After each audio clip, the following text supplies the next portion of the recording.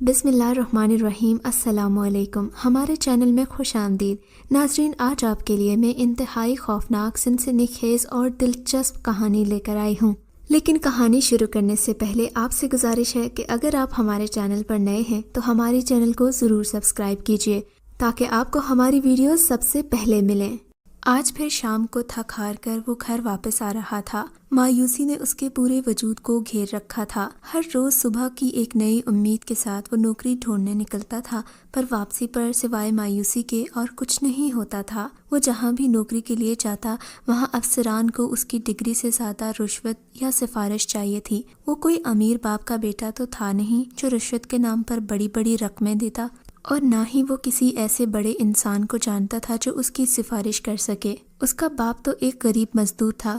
یہ وہی یا اس کا باپ جانتا تھا کہ اس نے کیسے اپنا پیٹ کاٹ کر اسے پالا پوسا ہے اور پڑھایا تاکہ وہ اس قابل بن سکے کہ اپنے ماں باپ کے بڑھاپے کا سہارا بنے، اپنی بہنوں کی شادیاں کر سکے۔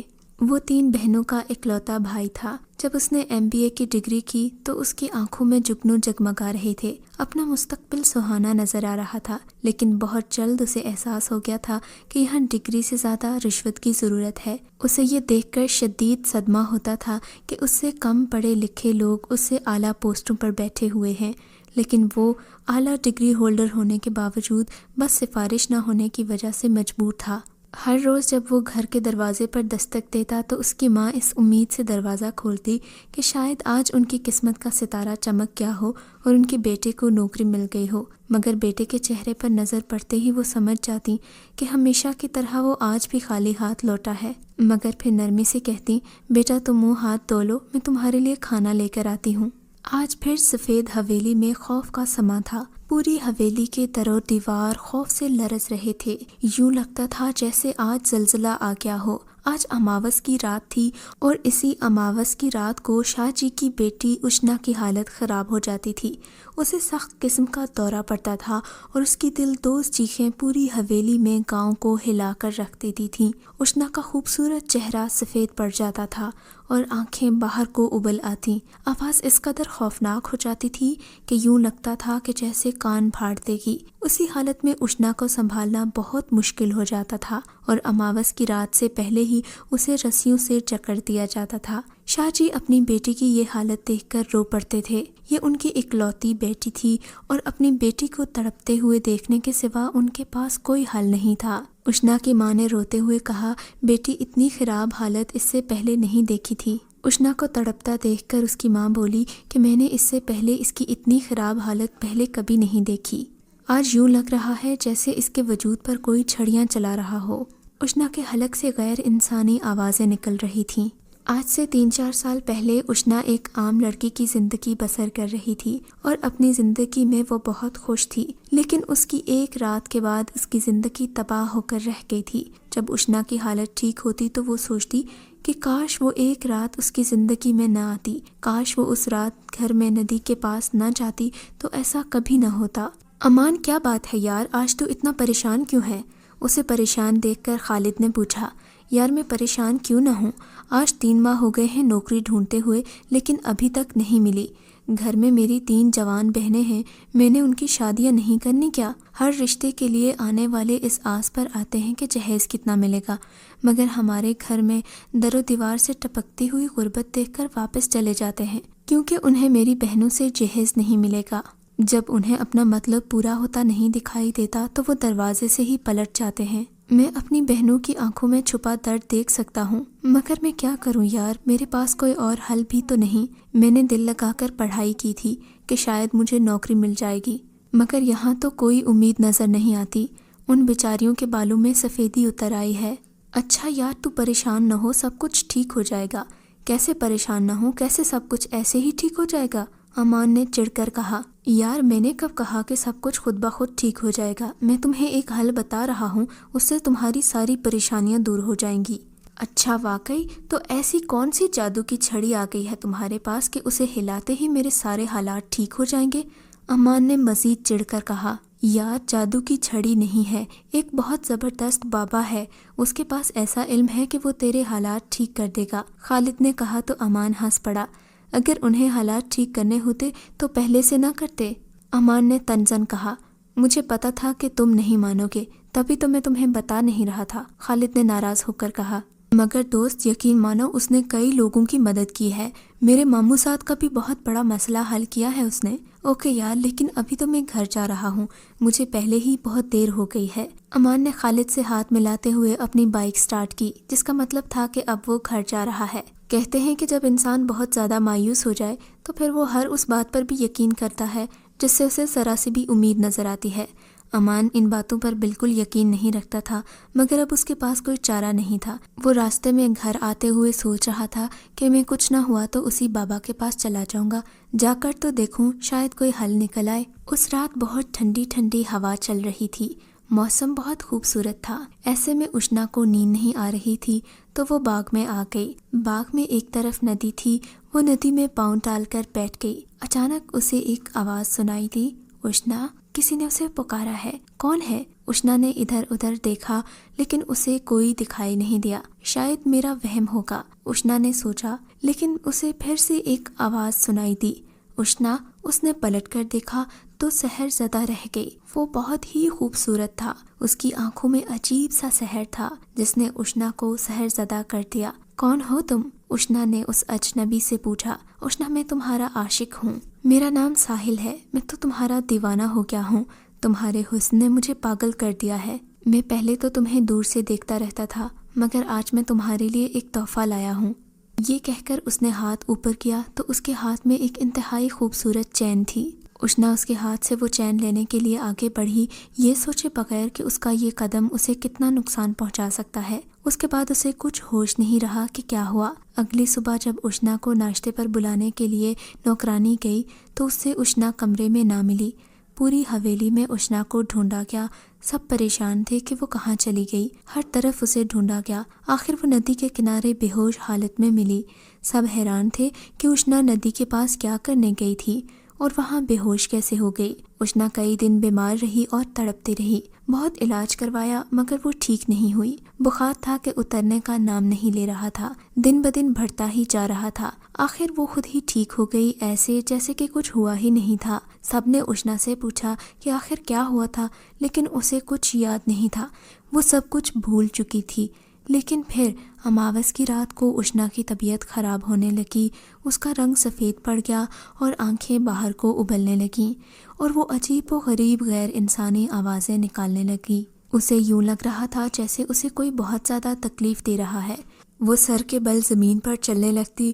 یہ سب اشنا کے ساتھ کیا ہو رہا تھا کسی کی سمجھ میں نہیں آ رہا تھا۔ اسے کئی ڈاکٹروں، پیروں، فقیروں کو دکھایا گیا لیکن اشنا کی حالت ٹھیک نہیں ہوئی۔ اشنا جانتی تھی کہ اس کے اس حالت کا ذمہ دار کون ہے، مگر وہ کسی کو نہیں بتا پاتی تھی کہ رات کو اس کے ساتھ کیا ہوا تھا۔ شاہ جی ایک سادھو کو جانتے تھے جو کالے علم کا ماہر تھا۔ شاہ جی کا نوکر ان کو کئی بار سمجھا چکا تھا کہ اگر وہ اس کو سادھو کے پاس لے جائیں تو امید ہے کہ اشنا بھی ٹھیک ہو جائیں گی۔ شاہ جی نے غصے سے کہا، اگر تو کسی ایسے سادھو کو جانتا تھا تو پہلے بتایا کیوں نہیں؟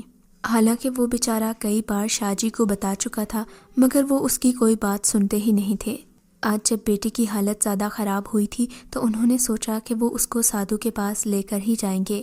ٹھیک ہے کرم، اگر مسئلے کا حل سادھو کے پاس ہی جا کر ملے گا تو ہم اشنا بیٹی کو اس کے پاس لے کر جائیں گے۔ یہ بات شاہ جی نے کہہ تو دی تھی لیکن کاش وہ یہ جان پاتا کہ تمام مسائل کا حل تو صرف خدا کے پاس ہے، کسی پیر، فقیر یا سادھو کے پاس ہمارے کسی مسئلے کا حل نہیں ہوتا۔ یہ تو ہماری بے وقوفی ہے کہ ہم خدا سے زیادہ پیروں، فقیروں اور سادھوؤں پر یقین کر بیٹھتے ہیں۔ اشنا کو اس سادھو کے پاس لے کر گئے تو سادھو نے اشنا کو دیکھا تو چونک پڑا، مجھے اور اس چھوری کو کمرے میں اکیلا چھوڑ دو۔ سادھو نے کہا تو شاہ جی چونک پڑے، لیکن پھر مجبوراً انہیں کمرے سے باہر جانا پڑا۔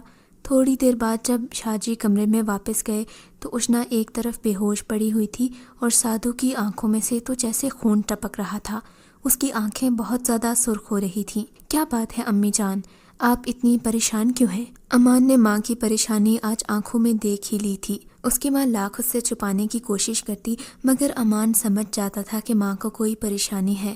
آخر بتا ہی دیا، آج ہانیہ کو دیکھنے لوگ آئے تھے، انہیں ہانیہ تو بہت پسند آ گئی مگر جہیز کی وجہ سے وہ کچھ کہتے کہتے رک گئی تھیں، مگر امان پوری بات سمجھ چکا تھا۔ یہ لوگ سامان کی ایک لمبی لسٹ دے گئے تھے، وہ بنا کچھ کہے باہر نکل گیا تھا۔ اپنی ماں کی آنکھوں میں آنسو وہ دیکھ ہی نہیں سکتا تھا۔ میں کروں تو کروں کیا کروں؟ اماں کی پریشانی، ابا کی بیماری اور بہنوں کے ٹوٹے ہوئے خواب میں نہیں دیکھ سکتا۔ مجھے کچھ کرنا ہی ہوگا۔ اس شام اس نے اپنے دوست خالد سے کہا، خالد یار تم ایسا کرو، مجھے اس بابے کے پاس ہی لے چلو جس کا تم نے بتایا تھا۔ تم راضی ہو گئے؟ خیر کوئی بات نہیں، دیکھنا اب سب ٹھیک ہو جائے گا، میں تمہیں آج ہی لے کر چلتا ہوں۔ خالد نے کہا، تو پھر چلو، دیر کیسی؟ امان نے جواب دیا۔ دونوں بائک پر بیٹھ کے کسی انجان منزل کی طرف چل پڑے۔ تھوڑی ہی دیر بعد خالد نے ایک مکان کے سامنے جا کر بائک روکی۔ یہاں رہتا ہے وہ بابا؟ ہاں وہ یہاں رہتا ہے، یہ بہت ویران علاقہ ہے اور وہ یہاں رہتا بھی تنہا ہے، مگر اس ویرانی میں رہنے کے باوجود دھرم داس کی شہرت دور دور تک پھیلی ہوئی ہے۔ دھرم داس؟ امان نے چونک کر کہا، ارے تو مجھے ایک ہندو کے پاس لے آیا ہے؟ چھوڑ یار، ہندو کو کیا، ہم نے تو اپنا کام نکلوانا ہے۔ اس کے پاس بڑی طاقتیں ہیں، دیکھنا وہ ایسا عمل کرے گا کہ 2 دن میں تیرے مسئلے حل ہو جائیں گے۔ یہ کیا ہوا ہے دھرم داس بابا، میری بیٹی بے ہوش کیوں ہو گئی ہے؟ شاہ جی نے پریشان ہو کر پوچھا۔ چودھری تیری بیٹی پر جن کا سایہ ہے، اور وہ کوئی عام جن نہیں، جنوں کا شہنشاہ ہے، شہنشاہ جنات کا سایہ ہے۔ یہ آپ کیا کہہ رہے ہو سادھو جی، ایسے کیسے ہو سکتا ہے؟ یہ جنات والی بات سنتے ہی شاہ جی ساکت رہ گئے۔ اس نے تمہاری بیٹی کو اماوس کی رات ندی کے کنارے دیکھا تھا، تب سے ہی یہ تمہاری بیٹی پر عاشق ہو گیا ہے۔ سادھو نے کہا، یہ ہر رات اماوس کی بات تمہاری بیٹی کے پاس آتا ہے، لیکن جب یہ دیکھتا ہے کہ لوگ آس پاس ہیں تو یہ اس کو اذیت دیتا ہے۔ پر اب کیا ہوگا؟ شاہ جی نے پریشان ہو کر کہا، میری بیٹی کیسے ٹھیک ہوگی؟ شہنشاہ جنات بہت طاقتور ہے، اس سے پیچھا چھڑانا کوئی آسان کام نہیں ہے، بس اس کا ایک ہی حل ہے، مگر وہ حل تو بہت ہی خطرناک ہے۔ سادھو نے کہا، کوئی بات نہیں سادھو جی، جتنا بھی خطرناک ہے اپنی بیٹی کے لیے میں سب کچھ قربان کرنے کو تیار ہوں۔ شاہ جی نے اسے یقین دلایا، تم اپنی بیٹی کو بہت سے فقیروں اور پیروں کے پاس یقیناً لے کر گئے ہوگے، اور ان میں سے کئی لوگوں نے اس مسئلے کا حل بھی بتایا ہوگا، لیکن انہوں نے تمہیں یہ نہیں بتایا ہوگا کہ اگر تمہیں اپنی بیٹی کی جان بچانی ہے تو تمہیں کسی اور کی جان لینی ہوگی۔ سادھو کی باتیں سن کر شاہ جی حیران اور پریشان رہ گئے۔ تجھے کسی کی جان لینی ہوگی؟ چاند کی پہلی تاریخ کو ایک خاص لڑکے کی پیدائش ہوگی، اور اس لڑکے سے اگر تمہاری بیٹی کی شادی کر دی جائے تو یہ تمہاری بیٹی ٹھیک ہو سکتی ہے، کیونکہ اس لڑکے میں ایک ایسی طاقت ہے جس پر کوئی جادو، کوئی اثر طاقت نہیں رکھتا۔ اس جن نے تمہاری بیٹی کے اندر زہر بھر دیا ہے، اور جب بھی کوئی تمہاری بیٹی سے شادی کرے گا وہ اس زہر سے مر جائے گا۔ ایک وہ لڑکا ہی ہے جو تمہاری بیٹی کی جان بچا سکتا ہے۔ شاہ جی یہ ساری باتیں سن کر لرز اٹھے، مگر پھر اگلے ہی لمحے بولے، میں راضی ہوں، پر آپ مجھے یہ تو بتائیں کہ اس لڑکے کی نشانی کیا ہے؟ سادھو نے معنی خیز انداز میں مسکراتے ہوئے کہا، اس لڑکے کی نشانی اس کے دائیں پاؤں پر آدھے چاند کا نشان ہے۔ سادھو کی باتیں سن کر شاہ جی کسی سوچ میں گم ہو گئے۔ خالد اور امان اس مکان میں داخل ہوئے تو ایک آدمی انہیں اپنی طرف آتا ہوا دکھائی دیا۔ آؤ آؤ، سادھو کو تم لوگوں کا ہی انتظار تھا، اس آدمی نے کہا تو دونوں حیران ہو گئے۔ سادھو جی کو کیسے پتا کہ ہم آ رہے ہیں؟ امان نے قدرے حیرانگی سے کہا، میں نہ کہتا تھا کہ سادھو بڑا پہنچا ہوا آدمی ہے؟ خالد نے کہا تو امان مسکرا دیا۔ وہ دونوں اس وقت سادھو کے سامنے بیٹھے تھے۔ میں سب جانتا ہوں، مجھے پتا ہے کہ تمہاری نوکری نہیں لگ رہی، گھر میں جوان بہنیں ہیں اور باپ بیمار ہے، آپ یہ سب کچھ جانتے ہیں؟ امان حیرانگی میں بولا، مجھے سب پتا ہے۔ سادھو نے مسکرا کر کہا، تمہارے ان تمام مسائل کا حل میرے پاس ہے، تمہاری بہنوں کی شادی اور باپ کا علاج بھی ہو جائے گا، لیکن اس کے لیے تمہیں ایک امتحان سے گزرنا پڑے گا، اور اس میں تمہاری جان بھی جا سکتی ہے۔ میری جان بھی جا سکتی ہے؟ امان نے پریشان ہو کر کہا، مجھے پلیز پوری بات بتائیں۔ اچھا سنو، شاہ ایک بہت ہی امیر آدمی ہے اور اس کی بیٹی اشنا بیمار ہے۔ غیر سادھو نے ساری بات تفصیل سے امان کو بتا دی، جسے سن کر خالد اور امان حیرت زدہ رہ گئے۔ لیکن ان باتوں سے امان کا کیا تعلق؟ خالد نے حیرت سے پوچھا، کہیں آپ کے کہنے کا یہ مطلب تو نہیں کہ امان ہی وہ لڑکا ہے؟ ہاں تم صحیح سمجھے، امان ہی وہ لڑکا ہے۔ جب یہ مکان میں داخل ہوا تو تبھی مجھے پتا چل گیا تھا۔ دیکھو اس کے دائیں پاؤں پر آدھے چاند کا نشان بھی ہے۔ اگر تم اشنا سے شادی کر لیتے ہو تو شاہ جی تمہیں اتنے پیسے دے گا کہ تم اپنی بہنوں کی شادی بھی کروا دو گے، باپ کا علاج بھی کروا دو گے۔ بولو کیا کہتے ہو؟ سادھو نے پوچھا۔ ٹھیک ہے سادھو بابا، مجھے آپ کی ہر بات منظور ہے، امان نے مانتے ہوئے کہا۔ کیا امان تم پاگل ہو؟ کیا کہہ رہے ہو؟ خالد نے غصے سے کہا تو امان نے اسے خاموش رہنے کا اشارہ کر دیا۔ ٹھیک ہے سادھو جی، مجھے آپ کی ہر بات منظور ہے، بس میرا کام ہو جانا چاہیے۔ سادھو نے اسے پرسوں کی ملاقات کا وقت دیا اور وہ دونوں اس کے گھر سے نکل آئے۔ گھر سے نکلتے ہی خالد امان سے لڑ پڑا۔ تم پاگل تو نہیں ہو گئے؟ کیا تم اپنی جان دے دو گے؟ میں تمہاری جان یوں ضائع نہیں ہونے دوں گا۔ ولید نے غصے اور دکھ سے کہا، پلیز خالد تم اس بات کو سمجھنے کی کوشش کرو، یہ صرف میرا ہی مسئلہ نہیں، اس امیر باپ کی اکلوتی بیٹی کا بھی مسئلہ ہے۔ تم خود ہی سوچو، اس کی ایک ہی بیٹی ہے، وہ پریشان ہوتی ہوگی تو چودھری کی حالت کیا ہوتی ہوگی۔ تم مجھ سے وعدہ کرو کہ تم امی کو کچھ نہیں بتاؤ گے، میں تمہیں دوستی کی قسم دیتا ہوں۔ اور خالد بس اسے بے بسی سے دیکھتا ہی رہ گیا۔ وہ پچھتا رہا تھا کہ وہ اسے اس سادھو کے پاس لے کر ہی کیوں آیا ہے۔ سادھو جی، آپ نے مجھے بلایا تھا؟ مقررہ دن پر شاہ جی سادھو کے پاس حاضر ہو چکے تھے۔ سادھو نے اسے خوشی سے بتایا، ہاں شاہ جی، تمہارا کام ہو گیا ہے، وہ لڑکا مجھے مل گیا ہے جو اگر تمہاری بیٹی سے شادی کرے گا تو تمہاری بیٹی شہنشاہ جنات سے چھٹکارا پا سکتی ہے، پر تمہیں اس لڑکے کو رقم دینا ہوگی۔ آپ فکر نہ کریں سادھو جی، میں ہر قیمت ادا کروں گا اپنی بیٹی کو بچانے کے لیے۔ سادھو نے بھی امان کو بلایا تھا، اسی لیے تھوڑی دیر میں امان بھی آ گیا تھا۔ شاہ نے امان کی طرف دیکھا، وہ ایک خوبرو نوجوان تھا۔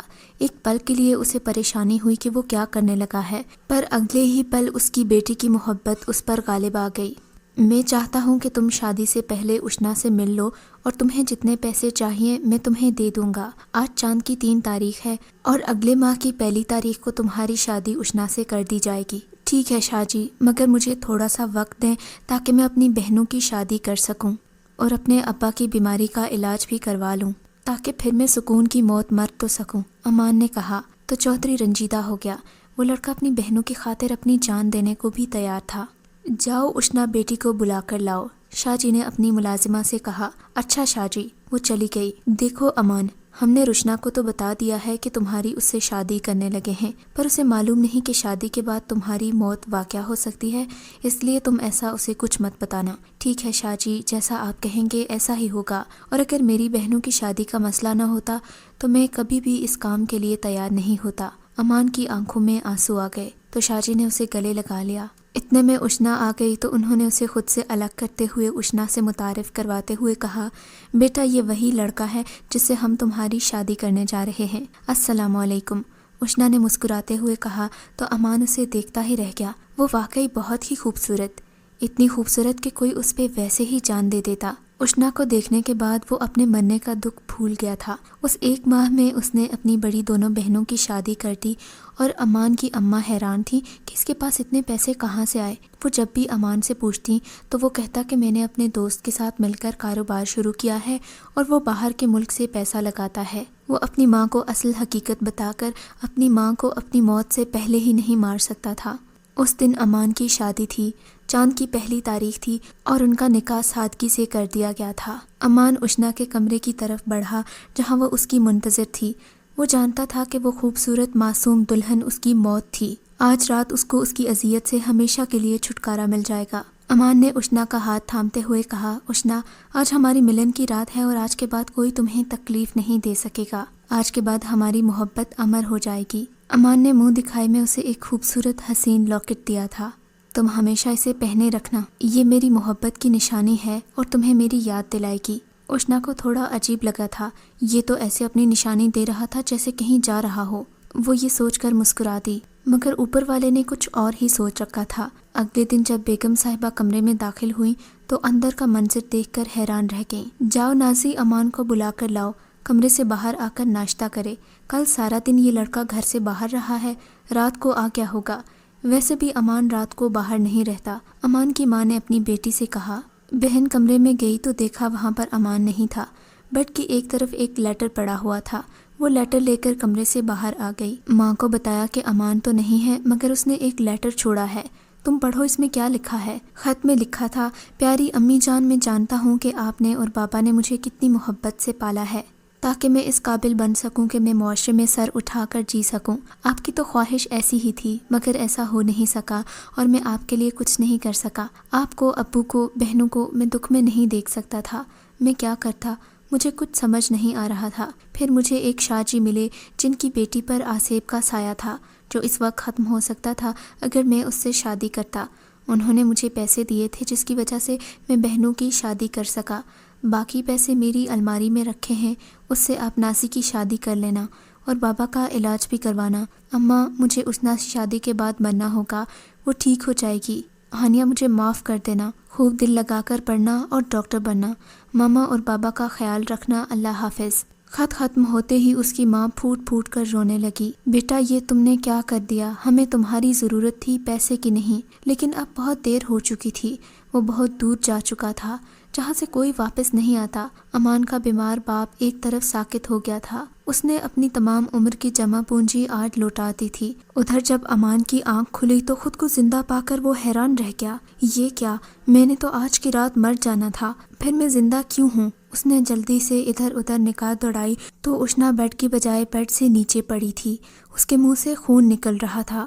وہ جلدی جلدی اٹھا اور اسے اپنی باہوں میں اٹھا کر کمرے سے باہر لے آیا۔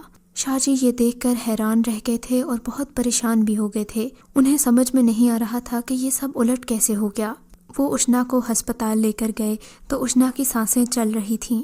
2-3 دن کے بعد اسے ہوش آ گیا تھا، لیکن اصل حیرت اسے تب ہوئی جب ڈاکٹرز نے بتایا کہ اشنا امید سے تھی، مگر اس کی شادی تو کل ہی ہوئی تھی۔ پھر یہ کیسے ہو گیا کہ وہ امید سے ہو گئی؟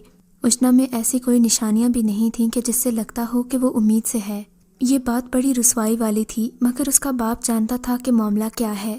شاید وہ جن کے بچے کی ماں بننے والی تھی۔ شاہ اس بات پر حیران تھا کہ امان کو کوئی پریشانی نہیں تھی اور نہ ہی وہ کچھ پوچھ رہا تھا، بلکہ وہ اطمینان سے ایک جگہ پر بیٹھا تھا اور اس کے چہرے پر ایک عجیب مسکراہٹ تھی۔ اس کا رویہ ایسا تھا جیسے وہ سب کچھ جانتا ہو۔ وہ اشنا سے ملنے اس کمرے میں گیا جہاں وہ بیمار پڑی تھی، مگر اسے اب ہوش آ چکا تھا۔ وہ آنکھیں بند کر کے لیٹی ہوئی تھی۔ اسے آواز سنائی تھی، اشنا۔ یہ وہی آواز تھی جو اس نے ندی کے پاس اس دن سنی تھی۔ اس نے حیرت سے آنکھیں کھول کر ادھر ادھر دیکھا تو کمرے میں امان کھڑا تھا، مگر یہ وہ امان نہیں تھا جو اس نے اس رات دیکھا تھا۔ اس کے نقش وہی تھے، آنکھوں میں وہی پراسراریت تھی اور چہرے پر مسکراہٹ۔ اسے یوں لگ رہا تھا جیسے یہ وہی نوجوان ہے جو اس نے اس دن ندی کے پار دیکھا تھا۔ امان دھیرے دھیرے چلتے اس کے پاس آ رہا تھا اور اس کی حیرت میں اضافہ ہوتا جا رہا تھا، مگر وہ کچھ بھی کہہ نہیں سکی، جیسے کسی نے اس کی زبان کو تالا لگا دیا ہو۔ اس کے دماغ میں کئی ایک سوال گردش کر رہے تھے، مگر وہ کچھ بھی پوچھ نہیں سکتی تھی۔ امان اس کی آنکھوں میں موجود تمام سوال پڑھ چکا تھا۔ اس نے بنا کوئی جواب دیے مسکرا کر اس کی آنکھوں میں دیکھا اور کہا، اس سے کیا فرق پڑتا ہے کہ میں کون ہوں؟ اس سے بھی کیا فرق پڑتا ہے کہ میں کون سی دنیا کا ہوں؟ میں نے تم سے محبت کی ہے اور محبت کی کوئی دنیا نہیں ہوتی۔ محبت تو ایک آسمانی جذبہ ہے جو کسی کے اندر بھی پایا جا سکتا ہے۔ تم مجھے ایسے تو نہ دیکھو، میرے دل میں تمہارے لیے بے پناہ محبت ہے۔ میں نے تمہیں جو تکلیف دی اس کے لیے میں معذرت خواہ ہوں۔ میرا مقصد تمہیں دکھ دینا ہرگز نہیں تھا، بس میں تمہیں کسی بھی طرح پانا چاہتا تھا۔ میرا راستہ غلط تھا مگر میرا مقصد شفاف تھا۔ تم مجھے معاف کر دو۔ بس اتنا کہہ کر اس نے اشنا کو گلے سے لگا لیا۔ اشنا تھک چکی تھی، وہ کوئی سوال نہیں کرنا چاہتی تھی اور نہ ہی کوئی جواب سننا چاہتی تھی۔ شاید اب بھی وہ خوشیوں کی ہی متلاشی تھی۔ اتنے کٹھن حالات سے گزرنے کے بعد اسے کوئی فرق نہیں پڑتا تھا کہ اس کے ساتھ کون ہے۔ اس کے لیے یہی غنیمت تھا کہ اب اسے کوئی اذیت نہیں دے گا۔ آپ کے خیال میں امان کون تھا اور اس نے اشنا کے ساتھ یہ سب کیوں کیا؟ ہمیں کامنٹ سیکشن میں ضرور بتائیے گا۔ اگر آپ کو یہ کہانی اچھی